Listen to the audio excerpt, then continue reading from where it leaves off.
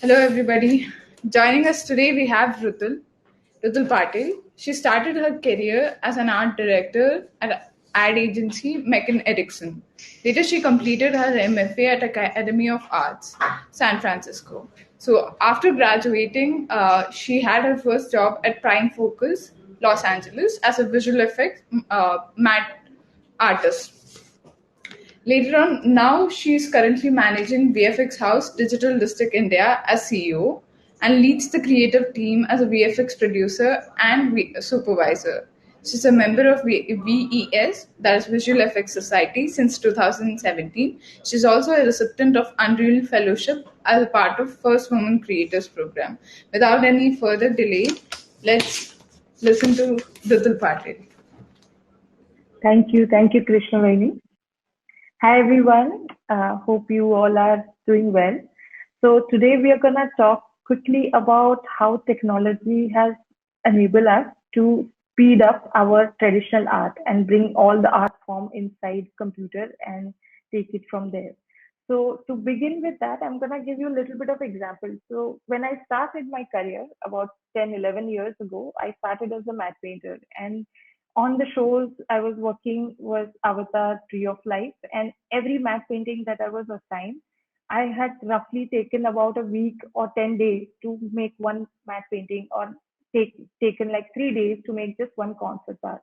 And today we are in the age that I was given when I was chosen for Women Creators Club for the fellowship.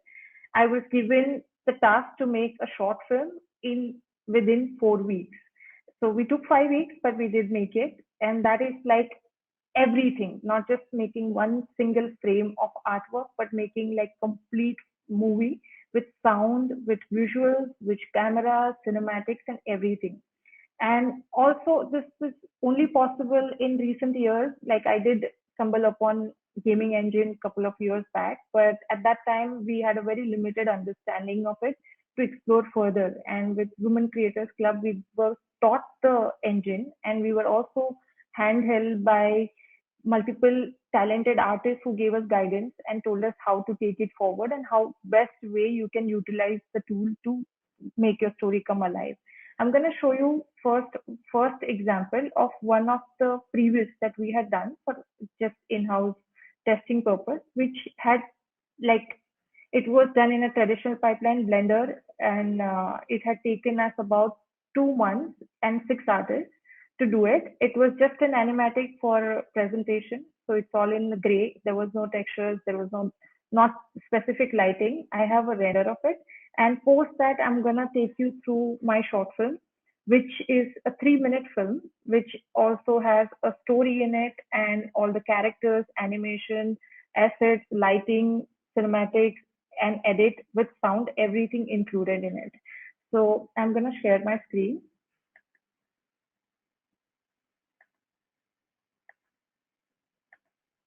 This first one is what we did as a test, just an animatic. It's about a house which is supposed to be a foldable house with a multiple room where all different sorts of people have their own room and what are they doing inside the room. Okay. It doesn't have a sound, so don't be alarmed.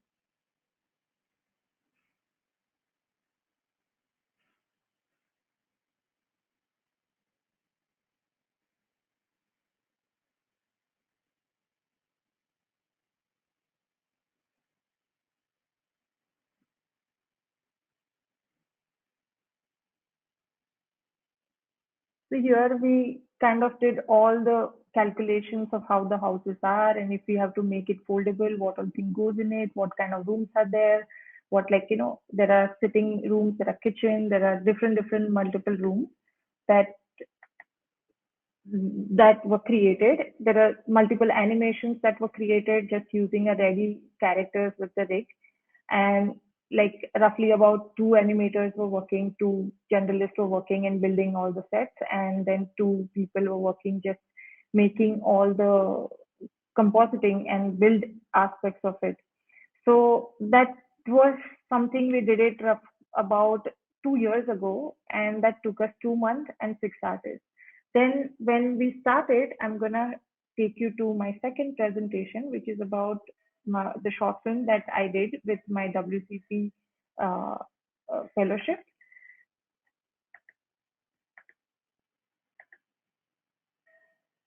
So for uh, this particular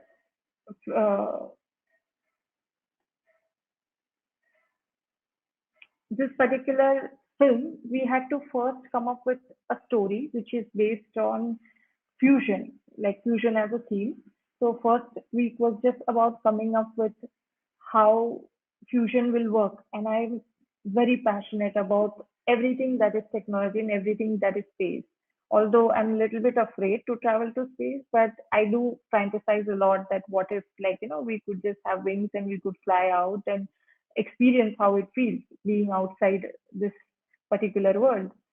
So that one of the thing was that, and second, I'm very passionate about conserving nature, which is what we live, the earth we live in. How do we make sure that wherever we go, we can take part of the earth with us, so we can make the next place our home.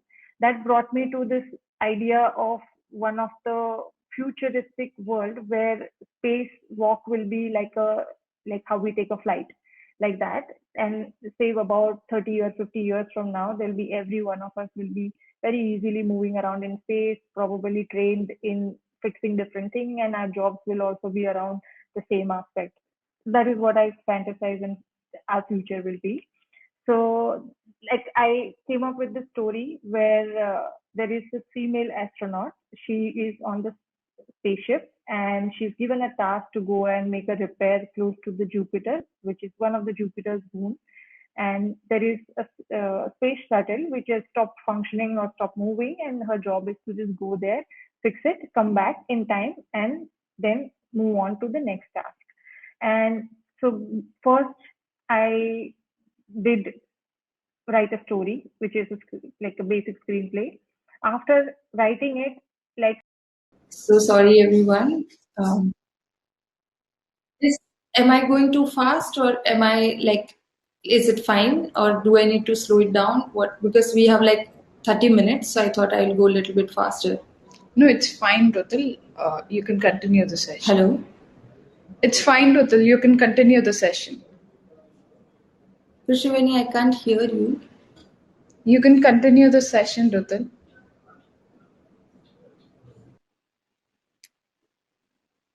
Hello.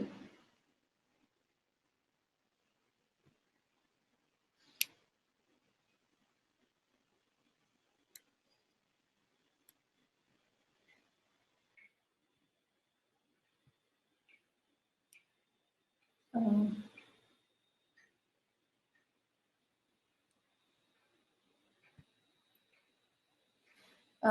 I don't know if I'm audible or not, but just give me a second. I'm gonna go a little bit faster on my presentation.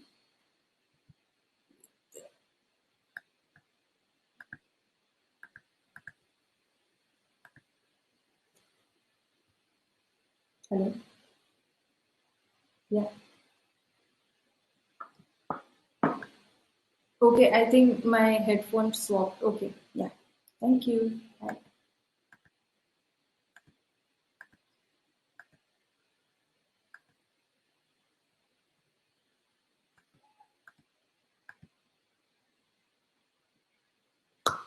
So that, sorry for the glitch.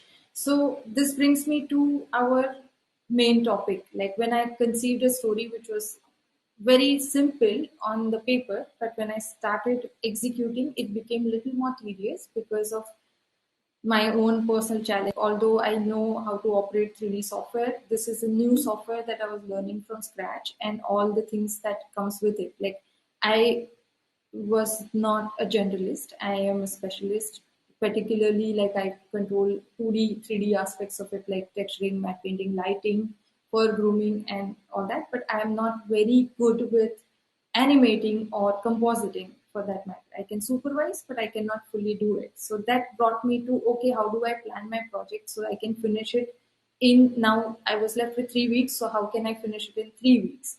And how do I collect all the things that I need? So like say about roughly 5-10 years ago, we did not have so many options of finding free or like free things like free environments or free softwares or free animations, rigs, all those things. With Unreal Engine, particularly, it came with MetaHuman. It also came with a lot of ready assets, and it also came with beautiful like uh, design that you can plan your entire film in a sequencer itself, and you can render it out directly from that. And that, like, when I started doing my short story breakdown, there were 8 main aspects that I knew that I had to get it done before I even go into the software. So for any filmmaker or independent filmmaker, I think that is most important. Even though technology will give you so many things and so many options, you still need to do a lot of referencing. You have to keep looking on internet, keep finding, okay, if I sit and make this thing, is it worth making it? Because if there are already ready assets which I can manipulate and make it my own, why not? But at the same time, if there are ready assets which doesn't work in my favor and it's gonna complicate things further, then I would rather spend few days just creating those assets. So for in my case, there were 8 key things that I needed to do, and I had to do it really, really fast. So I first thing was astronaut and the costumes for that. So MetaHuman gave me flexibility to find whichever character that fancied my vision. And then came to the spacesuit. So I went on to different websites, including Unreal Marketplace, but I found this beautiful spacesuit which was on CG Traders by one of the artists, and it was already rigged for Unreal. So which gave me flexibility and time saving to directly import the asset in Unreal and start testing it. Then I also, the second most important character in my film is a bumblebee, which is stuck inside astronaut's helmet. And for that, I looked for various options, beautiful options, which were already textured and groomed, but it was not with the rig or animation. And since I'm not a rigger or animator, I had to make the choice that I had to find a creature that is pre-rigged or for Unreal so that I do not waste too much time in it. So for one of the free, I think there is a free 3D site where I found this bee, which did not have really great textures, but it had a beautiful rig and a ready animation with it, which I can manipulate and at least start compiling my story with it. Then since I fancy space so much, I read a lot about it, but I wasn't sure exactly how the mathematics works. Because, what is here in Earth, we work in the gravity, but in space, it's 0G.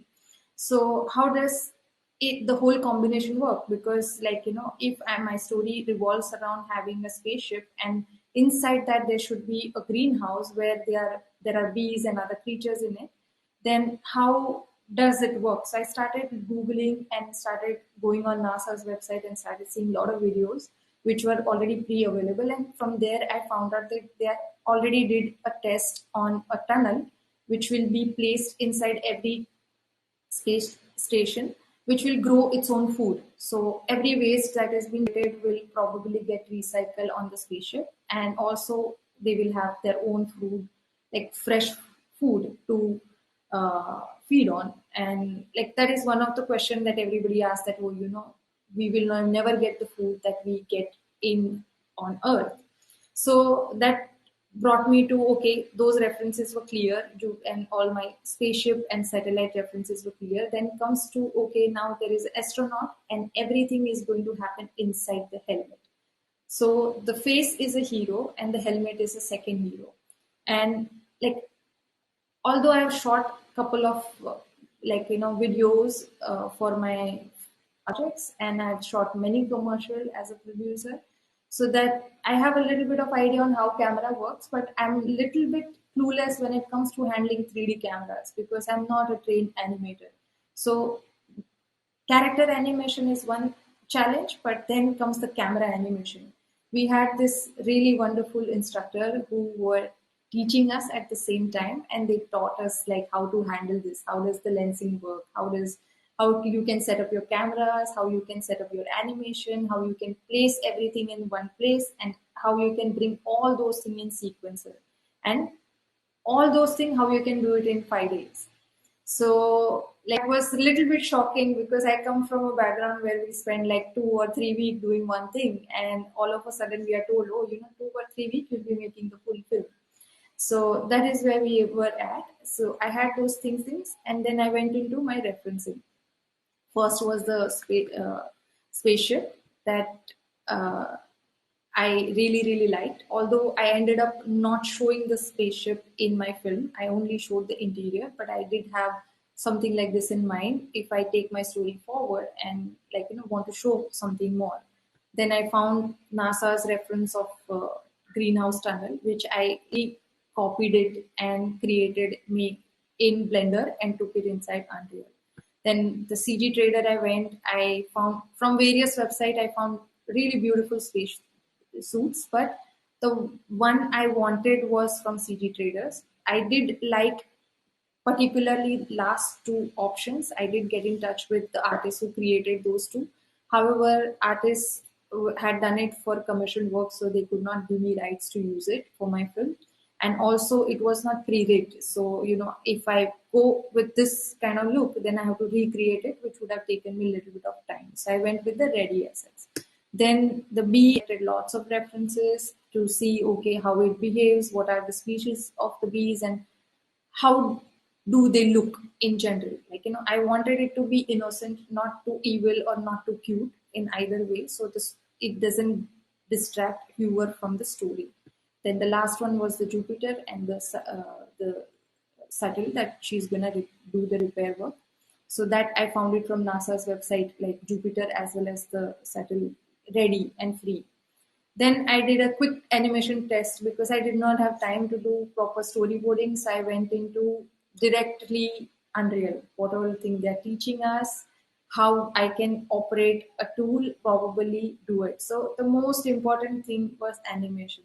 Since that was my weakest point, I had to do animation test and I had to see, okay, one is how my helmet is going to work, and second is, will I be able to use MetaHuman without any problem? So I'm gonna play this both the test so you can see what I did.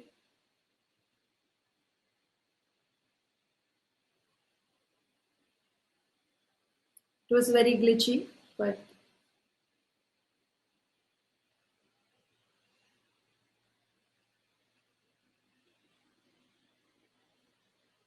so that was one. And then I did a second test, which was just bringing MetaHuman inside Unreal, putting different animation from Mixamo, which like ready animation that I found that I just dumped it on the character to see how it behaves. And then before we go into post production, I am going to share my film so people can understand how it works. So this was the film that I ended up making.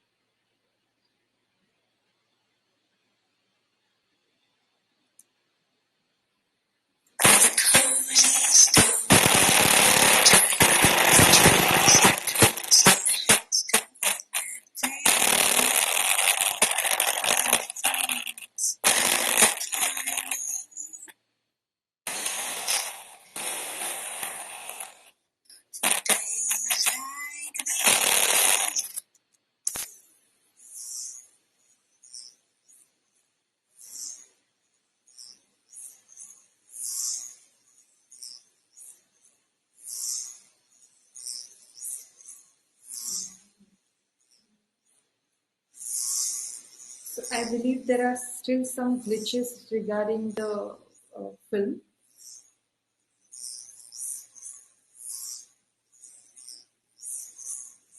After the presentation, I'll probably share the link so you can all see it.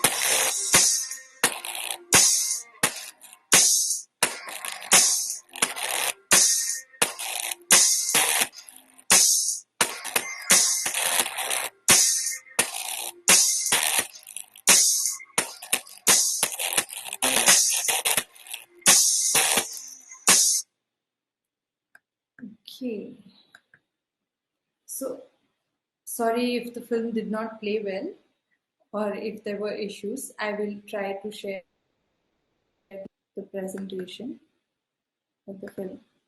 Okay, so that brings me back to the presentation, how I managed to finish it.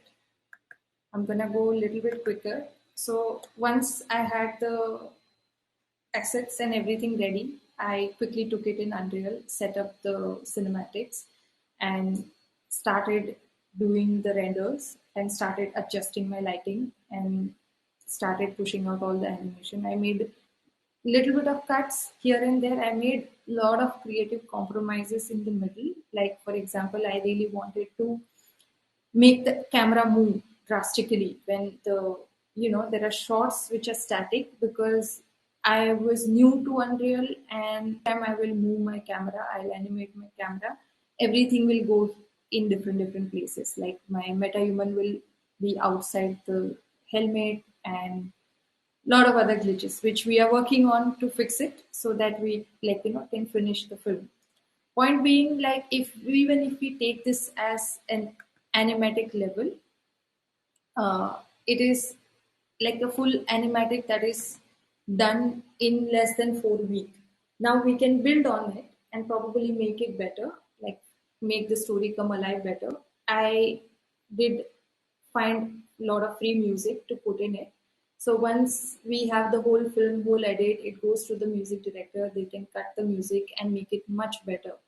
I was little bit like skeptical at the stage because I still want to make many changes. I'm not fully done with it. Like, I'm intrigued with the whole idea, but once the fellowship got done and a lot of production work came our way, and we had to kind of put a pause to it and take, like, probably as we will get more time, we will be working on it and finishing it.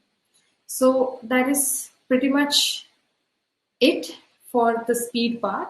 It's the technology which has enabled us to do things in 3 weeks that would have probably taken us 3 months to do it, and probably multiple artists. Here, like, we just did it between two people sitting together, one in assets, another one is bringing it in Unreal, and that's about it. And even going forward, even when I'm adding more things and removing more things, it's going to be mainly two people who will be taking it to a finish line. So that is pretty much it. If people have questions, please feel free to ask. I would like to elaborate on it.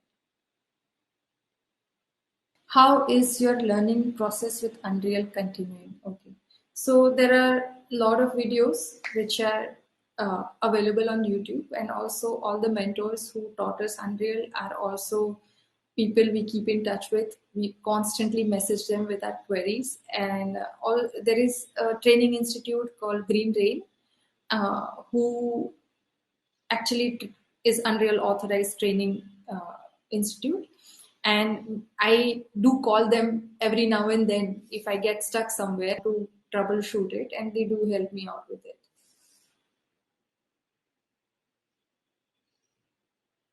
And to elaborate on it, I have one more thing. Like, when I was doing certain things, like for example, in my slide, I have mentioned that I did a little bit of Niagara particle, as well as uh, created a star system using Niagara particle.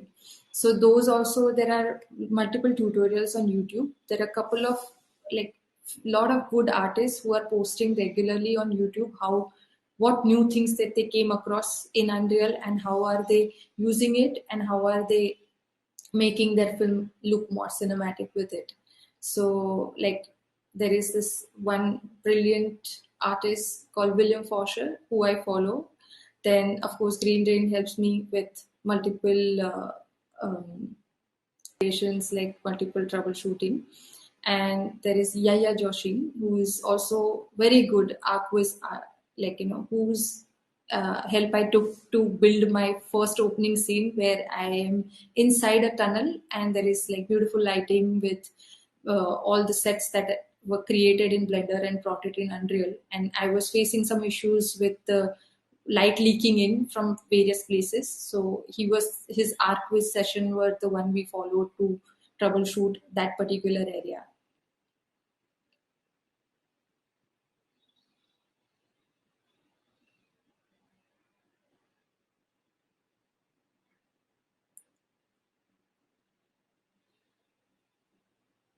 Anybody with more questions? I think Krishnaveni had to step out, so she probably has more questions. Hi, Rutul. Hi.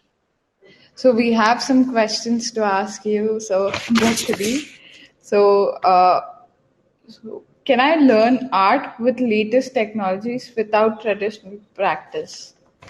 No. Your hand is your God. You can operate your machine with your hand, but you cannot create your art without your hand. So, like we all come from a traditional background, it's not very difficult to learn traditional art.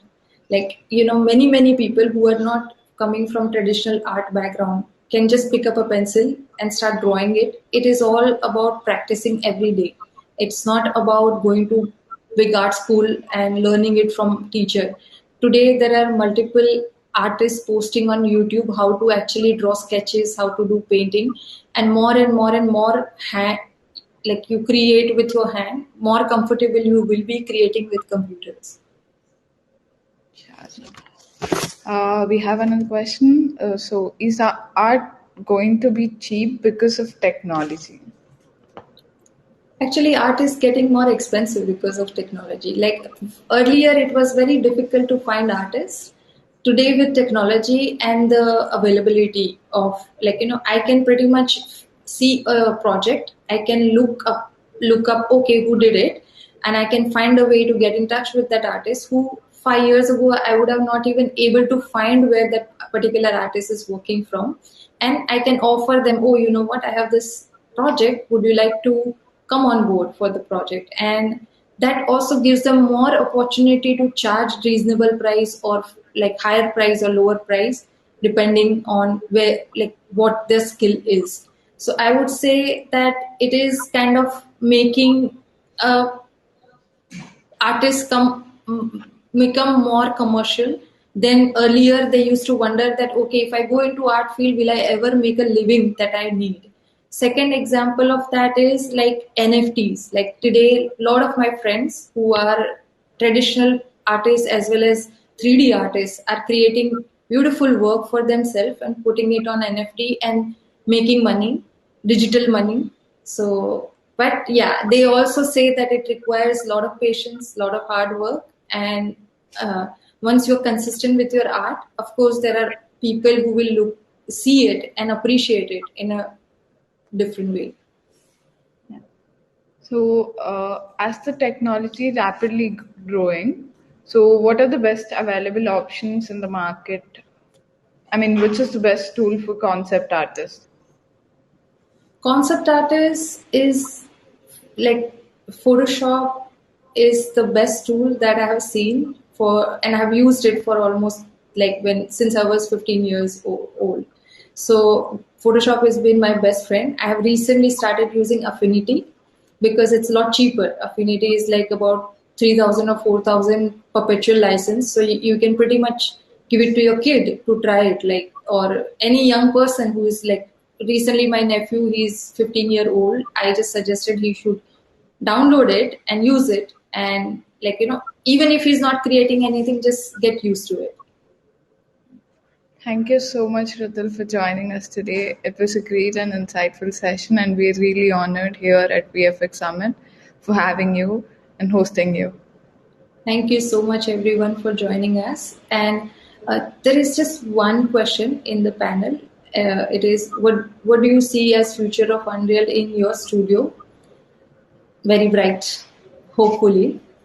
If we can troubleshoot faster, very bright. Yeah. So thank you so much, and thank you for all the wonderful questions. And yeah, see ya. Bye. Bye. Bye.